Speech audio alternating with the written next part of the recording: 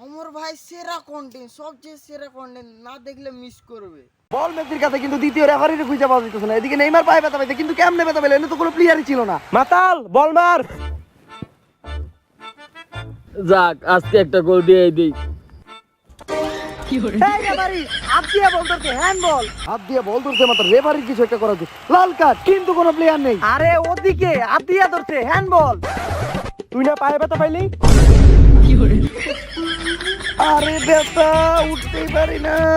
নেইমারের অভিনয় শেষে এখন একটু মাতালের খেলায় ফিরে আসি। মাতালের দৌড় দিকে মনে হইতেছে তার ভিতরে গাদার স্পিরিট আর ঘোড়ার ধৈর্য। যাক, মাতালের ক্লিয়ার শটার গোল।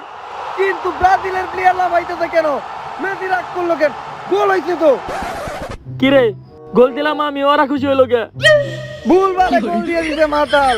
আগেই কইছিলাম মাল খাওয়া, তাইলে আর এই সমস্যাটা হইতো না। আরে বেটা কান্দিস না। আরে কান্দাকাটি করার কি আছে? খেলায় তো হার জিত আছেই বেটা, কান্দিস না।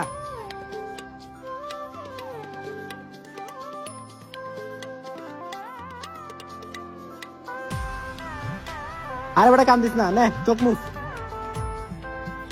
কি হইলো এটা আমগুলোকে? আরে আর্জেন্টিনা হারছে, ব্রাজিলও হারছে, এখন আমরা বাই বাই। আই বুকে আই।